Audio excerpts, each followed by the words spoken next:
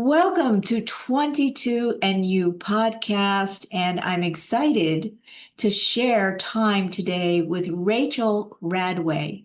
Rachel is coming to us today from Santa Rosa, California, where she has her practice and now her thriving career as an author. She's just won another award. We're going to go into that in a minute. But Rachel has done something I think really proactive and very much about thinking what's the big picture for somebody who is neurodivergent. And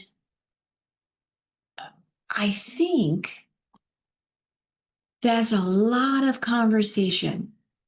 Rachel, first of all, from what I understand, you've been doing this for quite some time, and I'm trying to figure out how to get us both on screen here. I'm not sure how this is working. We should be able to do gallery. Come on, it's not doing it. Huh. Oh, that's strange. Well, you know what? I'm not going to worry about it. Okay. Ba-doom, ba-doom, ba-doom. Let me just check if there's any other thing I can do here. Multi-speaker, but it's just not showing. It's showing us side by side. Oh, well, maybe that's because we're both neurodivergent. I know I am. I'm Doing things our own way. doing things our own way. I'll figure this out later. It'll still be interesting. So here we go. We're set off on an interesting tone. Okay. So, how did you know? How did you feel? How did you understand yourself, your own connection to who you are, to recognize that this working with neurodivergent leaders, and I'm sure that includes some entrepreneurs as well, yeah? Mhm. Yep.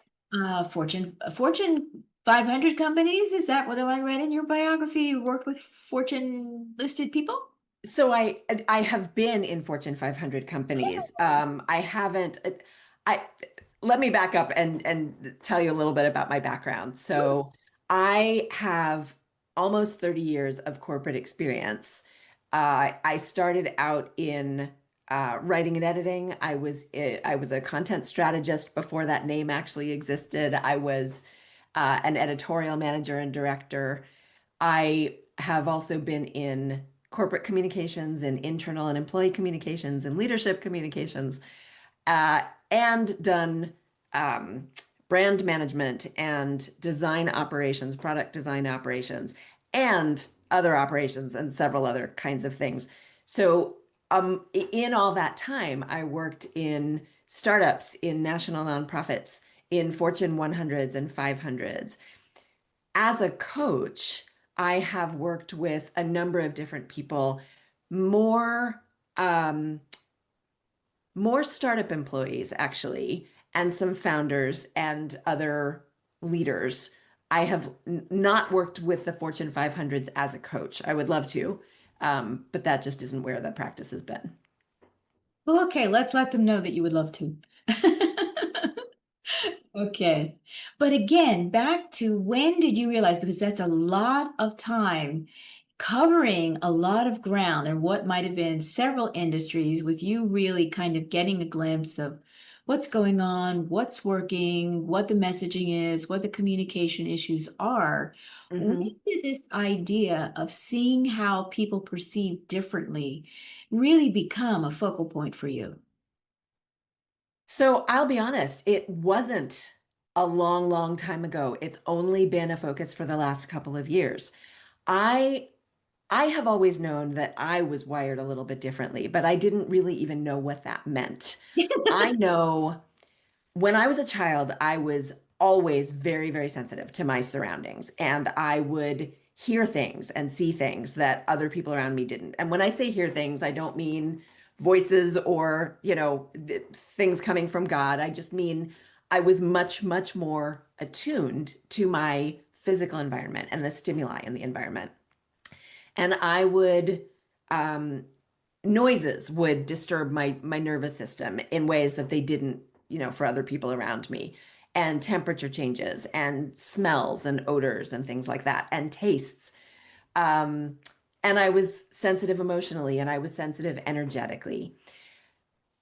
In 1997, a psychologist named Elaine Aron, I'm sure you're familiar with her work, came out with a book called The Highly Sensitive Person. And I read that shortly after it came out, and that opened up an entirely new world for me. I had really thought it was just me. I had no idea that there was an entire population out there who also shared this trait. And one of the things that Erin talks about in her book is that highly sensitive people make up about 30% of the global population. So that alone was eye-opening. I share now that I basically masked for 30 years in corporate.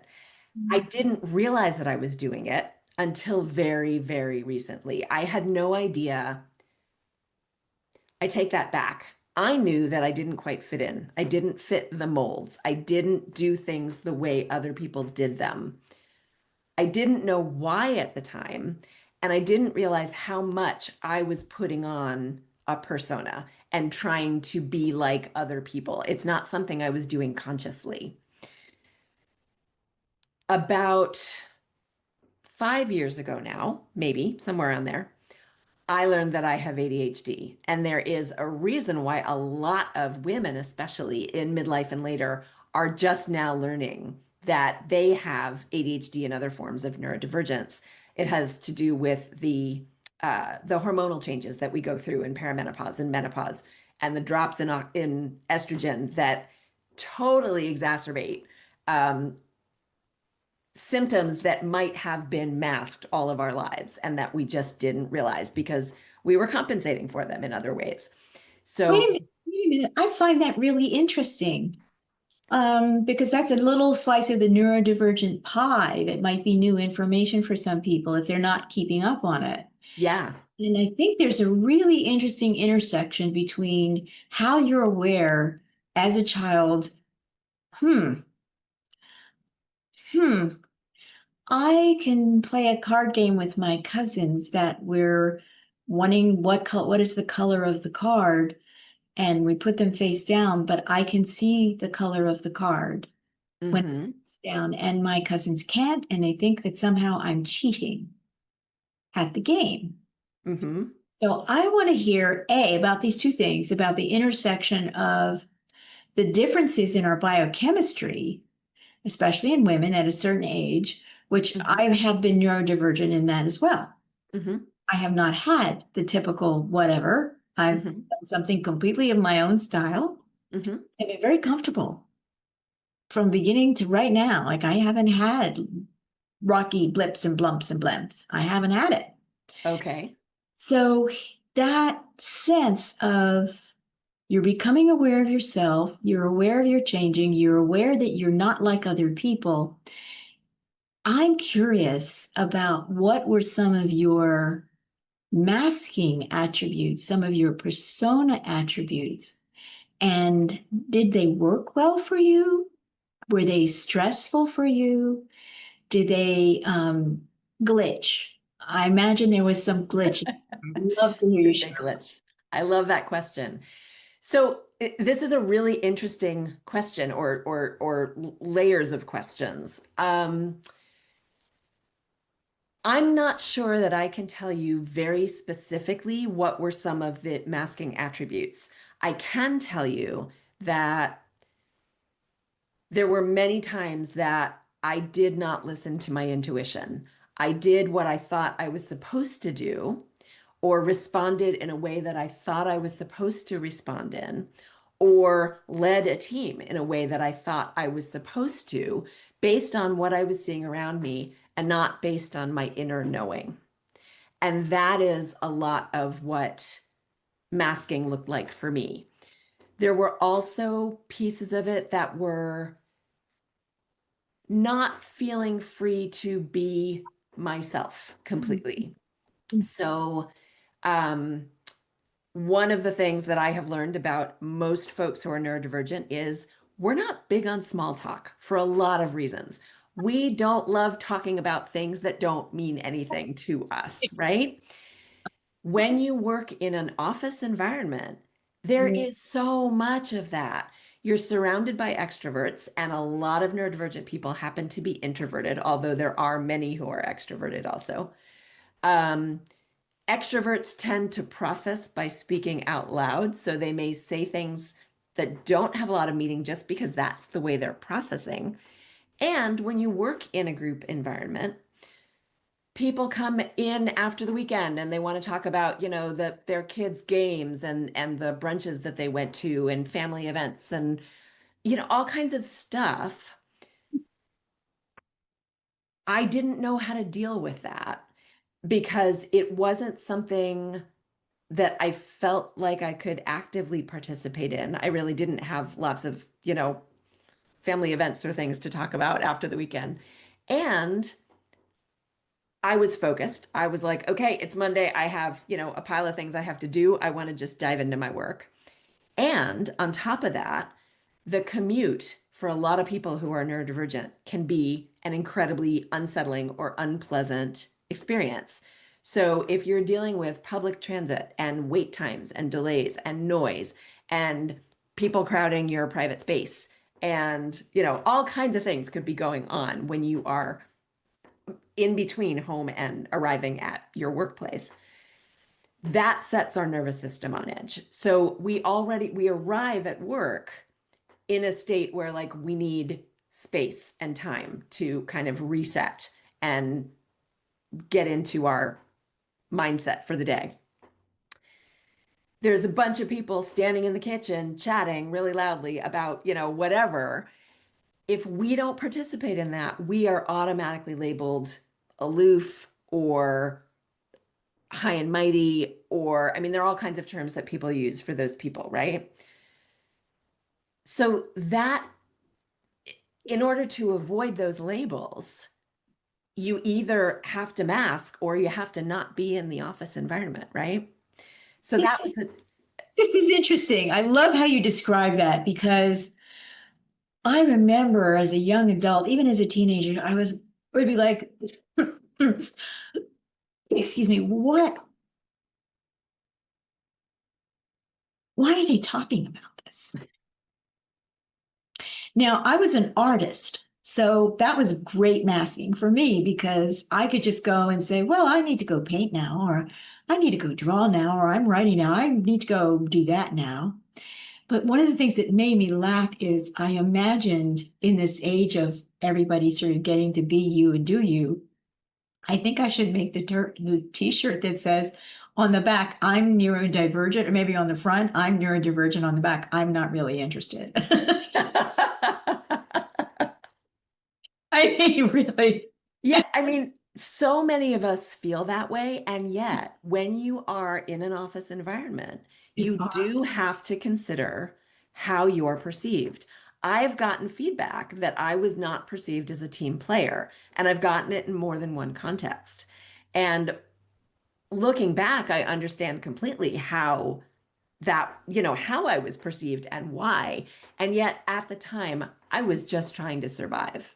Right. And so, the masking is a defense mechanism, right? It's a protective mechanism. And sometimes we have to pretend that we care about all of the stuff that they're talking about around the water cooler or in the kitchen. We If we want to, in most workplace cultures, if we want to fit in, we have to mask to some degree. And that was one of the things that work from home during the pandemic freed us from. Terrific. So now with all of the return to office mandates, people are again finding that they are struggling in ways that they didn't for the past few years. And it's something that a lot of neurotypical, I'll use my air quotes because I don't actually believe that that exists, but leaders who, are more towards the neurotypical end of the spectrum don't understand and don't realize the effects on people of these mandates. Okay, here's another way I want to take another angle of perception I want to look at with from my personal experience. You're validating we kind of have a playbook that we recognize at some point in our lives. We go, how is it that I'm responding differently in this environment? What is happening?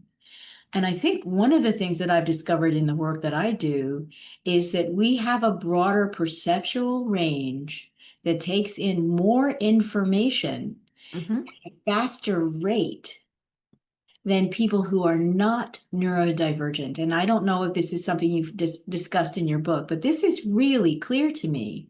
Yes. What we're not less, we're more. Yes. I love the way you put that, Anais. And there is something that I included in the book.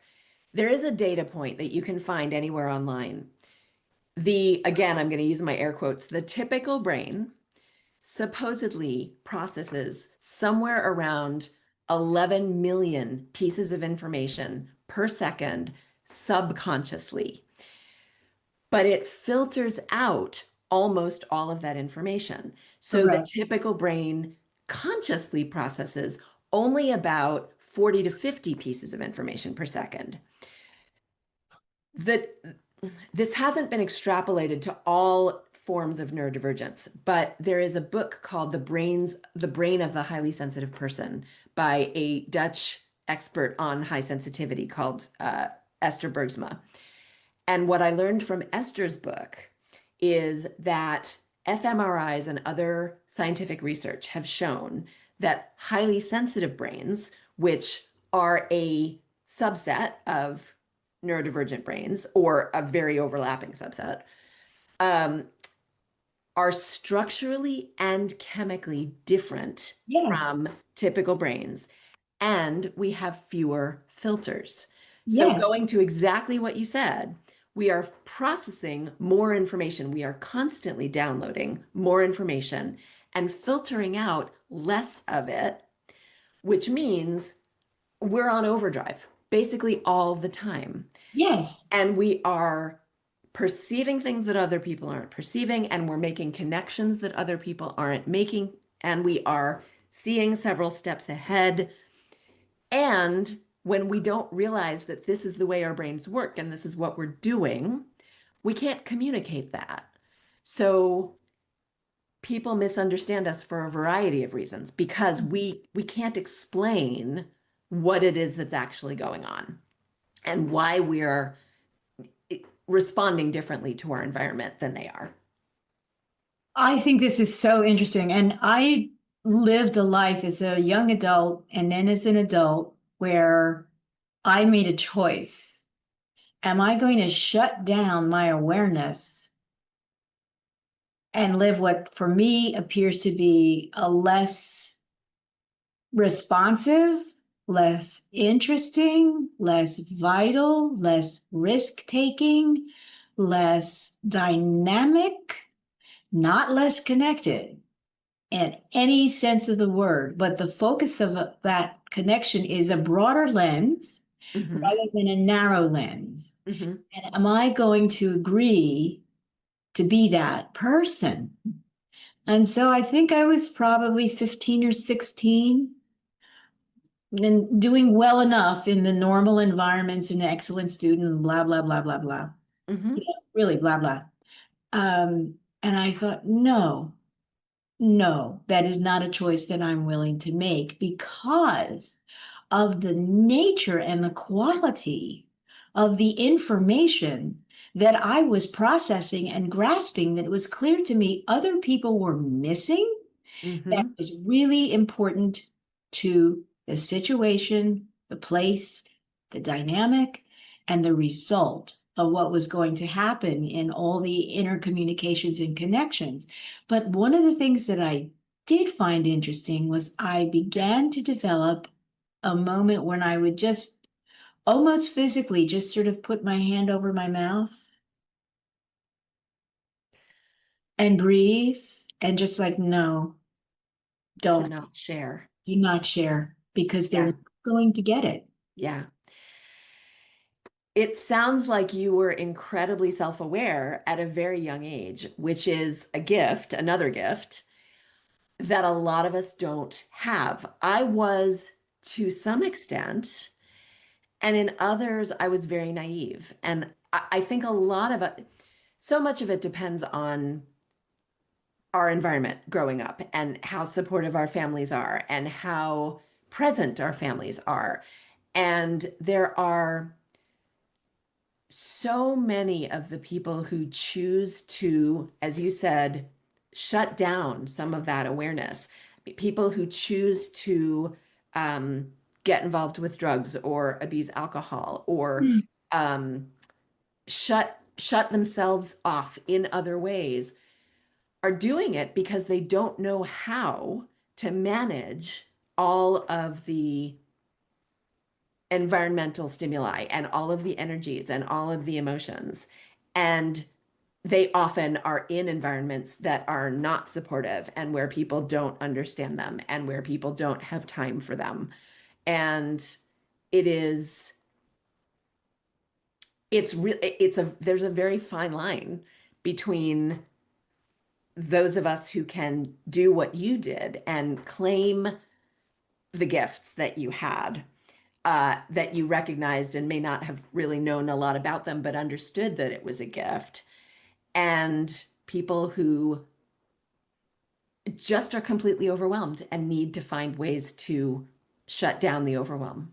Okay, this is, I think, a really interesting place for us to explore because, as you know, one of the focuses of my aim for this podcast includes creativity and co-creativity. And Hmm. I think that one of the places where there's more room in the workplace would be where people could go and take a creative break. Because in my life, it was the access to my own creativity, which ultimately what we're talking about is the difference between having well-developed intuition or not having any. Hmm. That's what that extra information does. It is the basis of intuition. You're Hmm. getting more information. You have more data from which to make a choice. And you feel that. For me, it was always a very integrated experience. It wasn't just thinking, Hmm. it was also feeling, and it was also Right. aware what my body sensations were. Hmm. So I wonder when you talk to people now about, okay, how can we do this differently? And you're making suggestions because if you're talking to leaders, anybody who's in that position, they really do, especially if they're paying them, they want to get the best input from the people that they've hired to work with or to work for. Hmm. Are the conversations changing and are there now with all the STEM and all, are there, I just seems like such a no-brainer. Have of just a place where there's music and where someone could just sit quietly and just know that this is a sacred space for people who are processing more information. So I love the way you think, and that would be a beautiful world. And is the conversation changing? I think it is, but I say that slowly and hesitantly because it is changing so slowly and in such small amounts that the results don't yet look like what we would hope they would look like. There are architectural and design firms, for example, that now specialize in or have some expertise in designing for neurodivergence and designing sensory spaces that suit, different people with different needs. Most companies, though, won't invest in that. Mhm. So, a lot of the time, just because they're not even aware of the need for it. But in addition, all we're seeing now is people trying to cut back in every way they possibly can. That's just the landscape right now. So anything that feels like an accommodation that is only for certain people is not making it into the budgets right now and is being cut out of budgets right now. Would say that's counterintuitive, that anybody who really understands this, and this, I want to have this conversation with you for a reason, because you and I have the opportunities to get people to listen, think about it differently, and Absolutely. realize at the back end the difference in productivity, the difference in workplace vitality, the difference in the sense of I'm happy to be here Exactly. contributing. Are the accommodations, they're really not that drastic when you think, I mean, I've been a teacher and I Yep. know like it doesn't take much to create two A kinds room. of room, two kinds of lounges, Yeah, right? exactly. Just two, Exactly. just one more No, room. Anais, the number of, I would say that at least 90%, if not more, of my current clients are dealing with burnout among other issues. Yes. And one of the things that I've learned over the past few years is how neurodivergent burnout differs from, I'm going to say generic burnout. I don't mean to say that in a derogatory way or to diminish its importance, but neurodivergent burnout is different and can be deeper and longer lasting. And Okay, one of the, say more. Tell us, and then we're going to all go get your book because you're going to get your book. But say more now for the people who could be listening to this in the car, on a radio, wherever, and they're going, "Oh, yeah. So I will say more. So I will start with my own story, which is that uh, in 2014, when people were not talking as much about burnout as they are today, it wasn't as common. It wasn't something that was heard. I wasn't on social media much then. I realized that I was becoming kind of non-functional. I was a director at a Fortune 500 company. I led a global team. mhm. I was very successful on paper. I was getting to the point where I literally turned into someone else that I didn't recognize. I used to laugh at work all the time. I had lost my sense of humor. I was bitter and criticizing things and really found it hard to not let that come out in all of my interactions, except, with colleagues in a way that would have been extremely unprofessional. Um, I was working crazy hours. I had been for years. I had no personal life. I had no downtime. And even if I did have downtime, I had no energy or headspace in which to use it for anything productive. And Self-care. I had, Yeah, pardon? it's for self-care. You don't have Exactly, exactly, exactly. And I didn't even really think about what self-care meant at that point. I had no idea what was happening to me. I thought that it was the particular job I was in. It was a fairly toxic environment, and I knew that that was weighing on me, but I didn't understand why. All I knew was I could no longer stay where I was. At first, I started interviewing for other jobs and I got very close to another one. And then I didn't get it. And I am so glad I didn't get it for so many reasons. I really would not have been able to function in that other role. I ended up that year selling my home, quitting my job, and moving to rural Peru to find the time and the space that I needed to start my recovery journey. It took me years to recover from that. Mhm. And what I didn't know until, as I mentioned just a few years ago, uh, actually less than that, because it was while I was researching for the book, all of the information about neurodivergent burnout and the things that go into it. So not only are we talking about working crazy hours. So first of all, folks who are neurodivergent tend to be highly conscientious. We tend to, when we care about something, put 150% into it and focus on other people rather than ourselves. We tend to not be great with boundaries, not be great with saying no, and we want to please people. We can often be people pleasers. Um, we also want to be the best we can be to serve others around us. And in doing that, we lose, as you were saying, the self-care, the downtime, the everything. So we drive ourselves really hard. We tend to have higher standards than other people around us, and we can be perfectionists.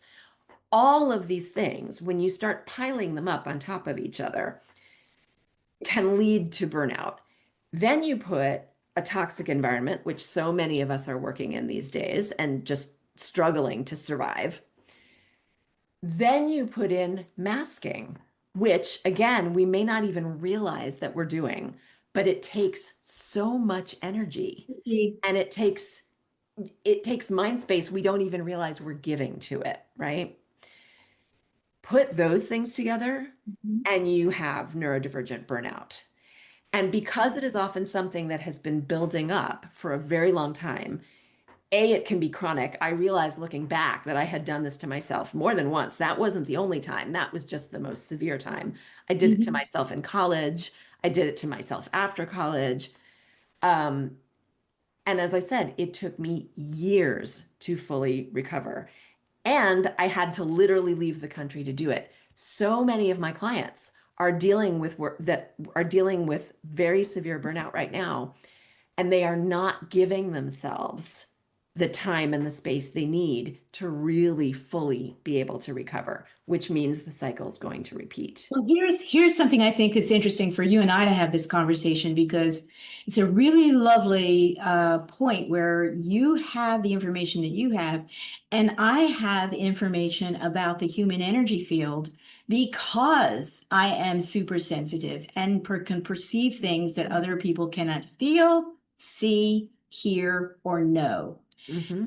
But they can be adapted over time to learn what that's like for them when they are able to first recognize the self-sabotage that masking is. It's an incredibly debilitating form of self-sabotage. So for me, that's step one-on-one. Let's look at how you're doing that and what kinds of small, simple choices, a checklist that we could generate for you. You're probably familiar with this, but I have my own special one because I'm really wanting people to be aware of you're burning out because there are parts of you that you cannot see with your physical eyes, so that you don't necessarily want to believe that that's there unless you have an extraordinary experience. One of the reasons people take themselves out of the environment is because some very wise cellular part of them is saying, we like being alive, being alive, And we need a change. and we need a change. And this is really a good thing. How do we organize that for you that gives you the space to take all that you can process it and literally find a couple of great buckets to put that focus in? It's not going to be expensive. It's not going to be super time consuming. And it will bring on a faster rate of healing because you are shifting your polarity into one that allows you to quite literally relax and reorganize the stimuli so that you remain in balance. Hmm. Yeah, Absolutely. that's why I love what I do. It's fascinating listening to you because what I talk about in my work is helping people redesign and realign aspects of their life and work so that they can do everything that you were talking about. The tricky part comes when you're dealing with people who are in the corporate world and have been basically, I don't want to say brainwashed because I get it. I mean, I was there too, but they have no other frame of reference. Mhm. And if you are like I was, I mean, if you are single and don't have, an income coming in from somewhere else, it can be very hard to take the time that you need to do some of this work. It can be impossible. It can be impossible. And it's something that I see every day. How do you help someone understand that it's not just about their physical body, it's about their mind and their brain and their soul and their spirit. And self-care is not taking long vacations and bubble baths. It's listening to the needs of all of those aspects of yourself and then addressing them. So here's an interesting thing, and you can give me your feedback on this. But we know that we have high achieving, Fortune 500 company leaders, these are the big boys that they've got the wearing the big girl and the big boy pants. Do they enjoy a glass of wine? How many would say yes? How many would admit to that? How many would admit to using other substances, whether that could be a drug, whether it could be a legal drug or an illegal drug? And they do this regularly and they spend a lot of money on it. And what those things do is it changes the state of consciousness, but it only takes a half step. And so what I love to do is say, look, you're already taken the half step. why don't I have you do an experiment with me where you take the full step? And that part of you that perceives differently after that glass of wine, 2 glasses, maybe 3, how your body feels, what you notice, why don't we just do a 2-week stint of let's take a small chunk of that and work it out for you and just have you notice 3 things.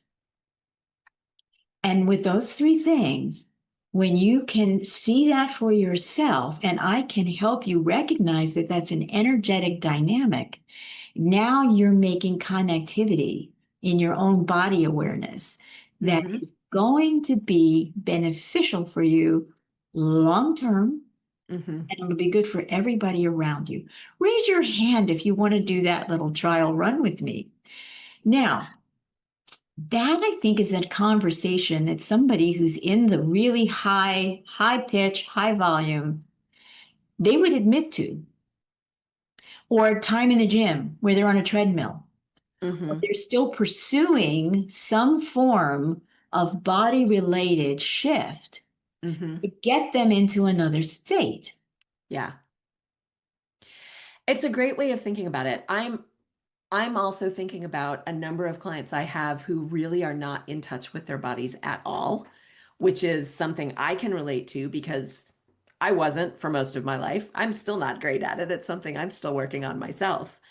Um, but for those of us who grew up in intellectual environments, I am the only member of my family who is not a lawyer, who did not go to law school. Okay. Um, I was surrounded by people who were intellectual all the time. And that's the way I grew up. That's the way I, lived my life. And um, a lot of my clients are like that too. So they don't go to gym. Some of them don't give themselves time to work out or exercise That's or true. of any kind. That's true. And just even getting them to go for walks outdoors Yeah. is, it's one of the first things that I talk to a lot of my clients about. So I love what you're saying, and I'm trying to figure out how to get more people on that wavelength to really understand the benefits of it. I think a short interval, because I know with some of my programs, they're longer. They can Mhm. be 4 weeks, they can be 10 weeks, they can be a half a year or longer. And the commitment to that, when you aren't aware of what assumptions are about to change because you've never examined those assumptions, Mhm. right? So Right. then the process, once you examine the assumptions, what's the shortest interval of time that we can bring people like that into it and make it a challenge, make it a competition if because they're sparked by competition, right? Some of them are. No, not all, but some would go for that carrot. And you have to you have to find out what people are so you can figure out what's the shortest interval. And in that interval of time, what way can we have you equate that wine of glass, for instance, or 2 wines of glass with finger painting, Mm-hmm. right? Mm-hmm. Not to produce a work of art, not to do anything else but have your fingers in the paint, Right. feel, and then have a result that isn't intellectual Mm-hmm. because it can't be. Right. It isn't analyzed because it can't be. Right. All it can be done is shared with no judgment, right? So Hmm. like read like little little micro movements of want to take a weekend and do this with me? Hmm. Bring a buddy, bring a buddy. And then the language that you're using with these people, I think the listening has to happen first because you and people like you, we can hear what it is they're trying to communicate, but there's a gap in the Right. information. And Right. so for me, that's, ah, what if I were to say to you, I hear a gap. I think you want to say more. I think you have more to share. Let's reach for it. It's not psychotherapy. Right. It's not psychiatry. Right. So basic. And so that's one of the things I have done things like that with clients, and the relief is palpable because it's not linked to achievement. Yeah. Yeah. Agreed.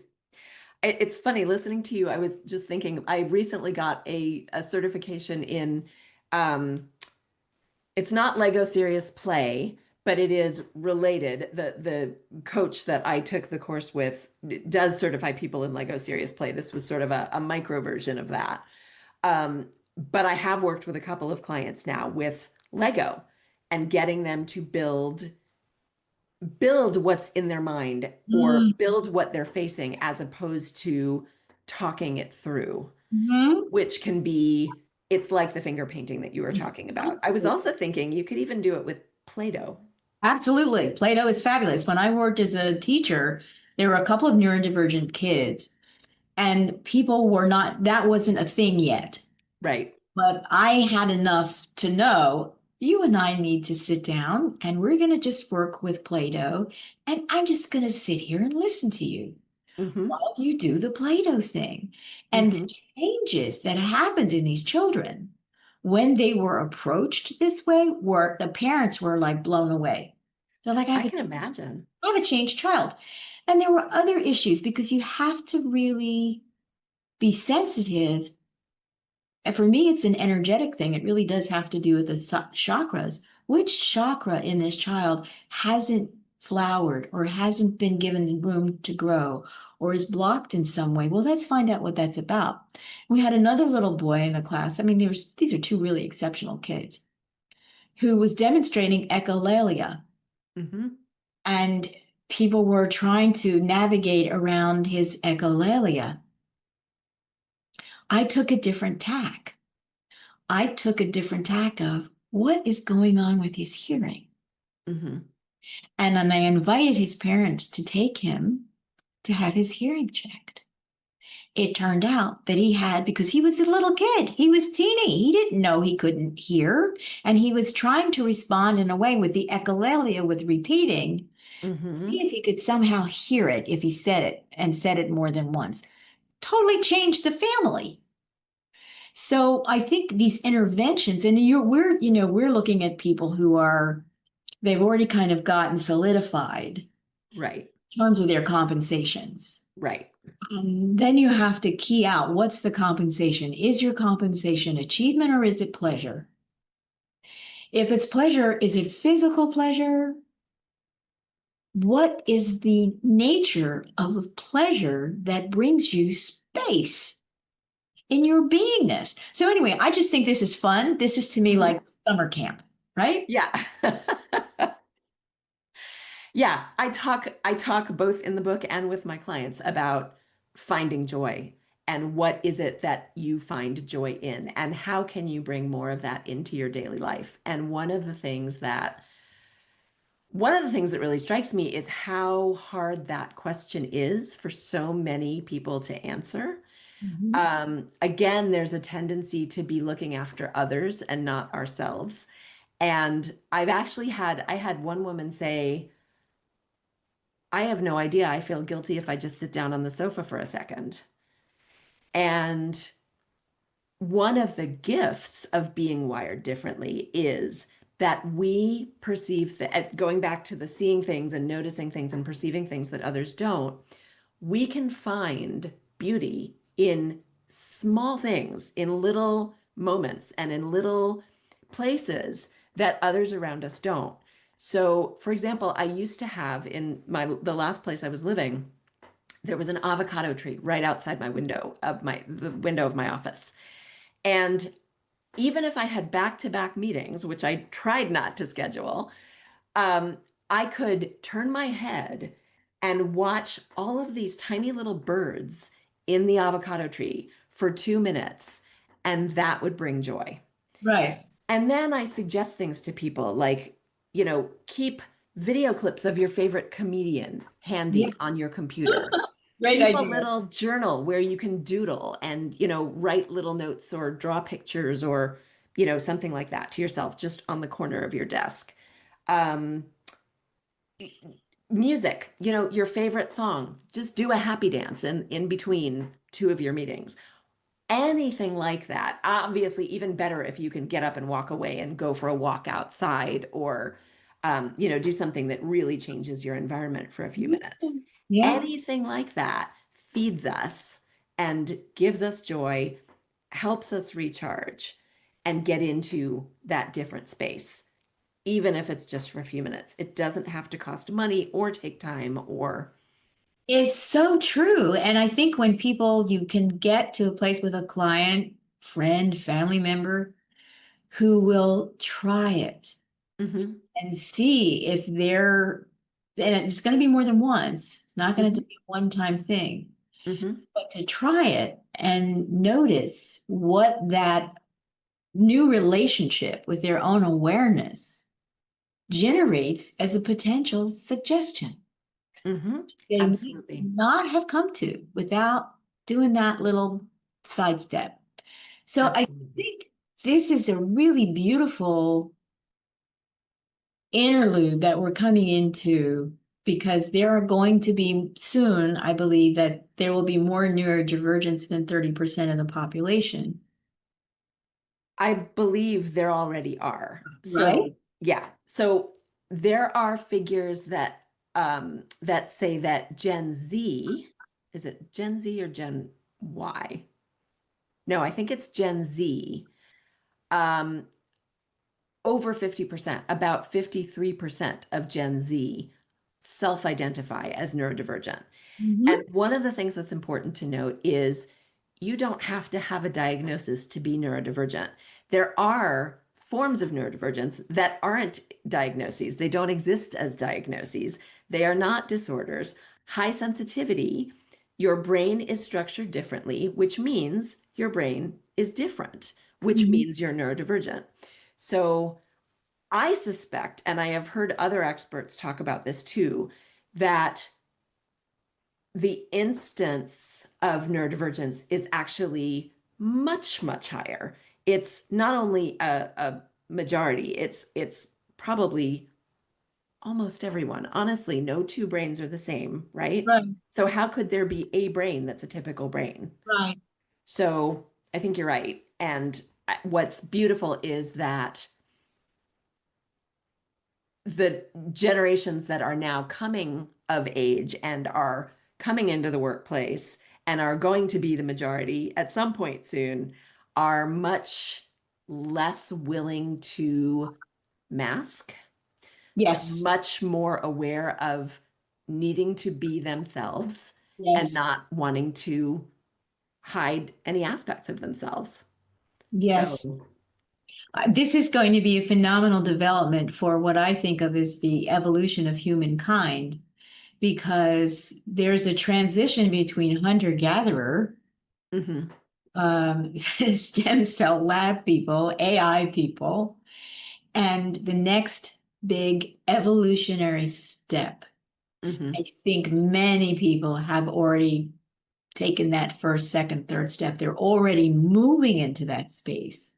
And I think what happens is how, as culture, as society, we respond. And we're seeing these small adaptations that give people more green space, place to walk, place to bike. The adaptations are starting to be incorporated more adjacent, if not incorporated, but adjacent.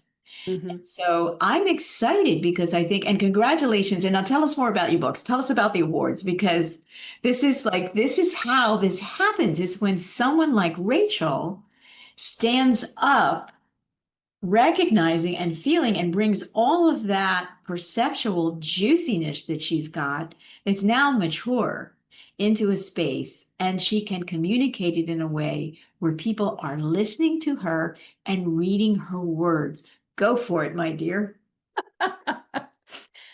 Thank you. Well, I am super excited. I told Anais right before we started recording that I just learned this morning that my book Perceptive, the subtitle is Insights for Leaders Who Feel More, Process Deeply, and Think Differently. And I don't know whether you have any visual recording, but there's the cover. Has just won a third award. So in the past few months, the book has earned a Nonfiction Book Award Silver, a New York City Big Book Award Gold in the cross-genre category, which I love because people ask me, what kind of book is it? And I say, well, it's sort of a leadership book, and then there's a little bit of self-help, and it's a little bit of this and a little bit of that. It's nonfiction, clearly. It's part of my story. It Mhm, is parts of the stories of 16 other women leaders who were kind enough to share their time and their stories with me. mhm, Um, Almost all of them identify as either highly sensitive or neurodivergent or both. A few of them hadn't until I reached out to them and we spoke, and the what I was talking about with them resonated really strongly with them, and they've become some of my biggest supporters, which is amazing. Um, in any case, it is really about the gifts and the challenges, which I talk about as two sides of the same coin, that come with being wired differently, particularly as that applies to leadership and the workplace. And when I say leader, I don't mean someone with an executive title necessarily. Those mhm. are leaders. There are many, many, many other types of leaders and ways that you can show leadership. Um, but what I really wanted to get across was so many people who are wired differently have grown up with messages that they are broken or wrong or crazy or weird or all kinds of other things. And if you are one of those people, you are none of those things. Okay, weird. I've had people say, well, I really like the label weird. Okay, if you want it, own it, claim it. Right, That's right. wonderful. But you are not broken. You are not crazy.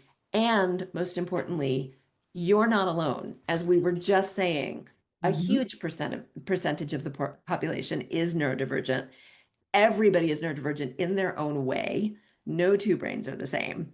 So, how do you describe what that book is? There's a little bit of neuroscience, there's some leadership, there's some workplace stuff, there's some diversity and inclusion stuff.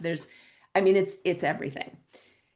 And this morning, I just was notified about the third award, which I can't even say what it is yet because I'm not allowed to talk about it until they release the winners' names and the and Okay, further okay. information. Well, that'll bring you back because this is a great conversation.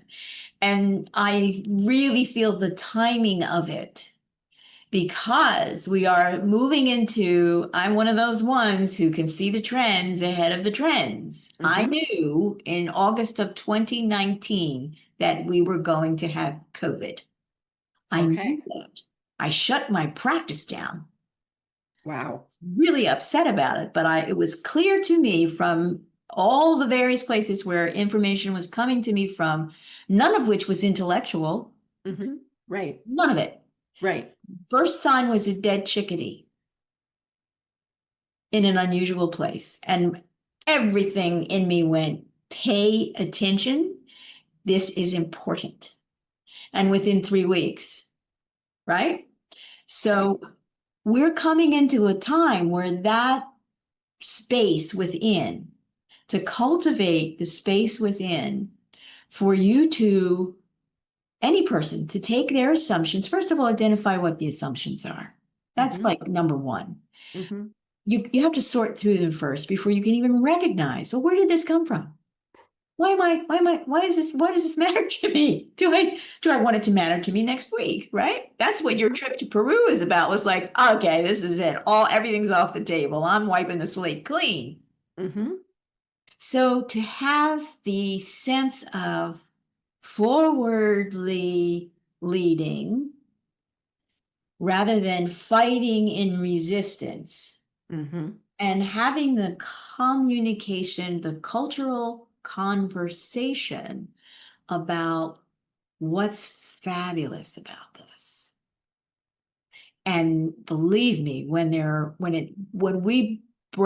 wave breaks to more than 60% neurodivergent, it's going to be shocking for a lot of people. But the Mm-hmm. energy release of that, when you have that many people who are not choosing to suppress themselves or mask, it will be at some levels truly revolutionary. You read me. Do you feel Absolutely. me? You feel me. I absolutely. You know, part of what I'm thinking about, have you listened to the telepathy tapes No, podcast? Oh, Anais, you have to listen. well, I have to So, let you.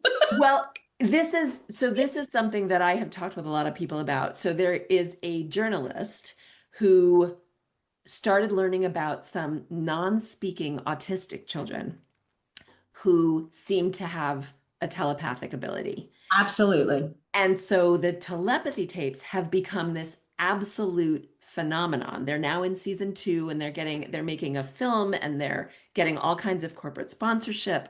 Oh, I Um, need but that. you did, but most people didn't. I mean, this is something that is just, I think it's part of the zeitgeist that you're talking about. People Yes. are just starting to, it's now mainstream.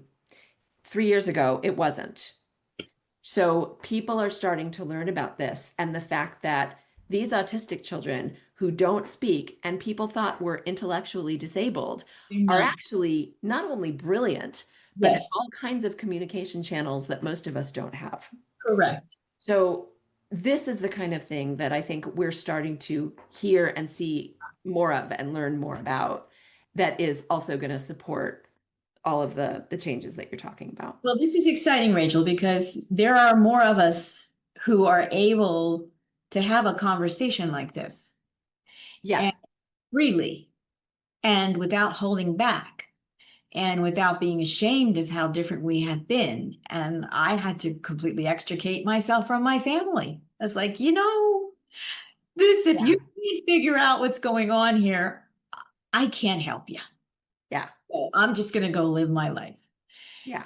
And that will be another part of this zeitgeist, is that there will be people who are in this mode of really a deeply enriched sense of themselves Hmm. as being just fine the way they are, and recognizing what it's like to have telepathy, what it's like to be clairvoyant or clairaudient. I have all of those. I have Hmm. all of them. Fortunately for me, I took the sidestep and said, I'm going here because this is more interesting to me Hmm. in who I am than this little narrow slice of the pie. So I Right. think let's have another conversation.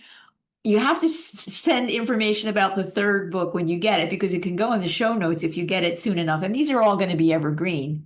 And then also let people know how they can connect with you and what you're open to in terms of who you want to work with and how Hmm. that looks like. So I hope you have a few more minutes if you want to talk about that. I would love to. Thank you. The first thing is that people can reach me one of two ways primarily. I am on LinkedIn, Rachel Radway. There aren't many of us in the world, fortunately, and you will recognize me from the posts on my profile and on my website, which is RER, my initials, coaching.com. So just RERcoaching.com. You can contact me through there. You can learn a little bit about me and my work through there. And I love working with bright, talented, high achievers who have always known that they operated a little bit differently and are looking for support in removing blocks or obstacles, in moving forward towards achieving their goals and their dreams, in being the best leaders that they can possibly be, whether that comes with a title or not. Mhm. Those are the people I love working with. Great. Well, we'll make sure all of that's in the show notes and you'll message me because I do want to find out what the third book is. And I'm pretty sure I have an image of your book. Do I have an image? Did you send me an image of your book cover? I think I did. Oh, I'm I'll pretty sure I check. did. We If can, I yeah. don't have it, we'll get that because that really Okay. helps people to anchor. Here's the face, here's the book cover.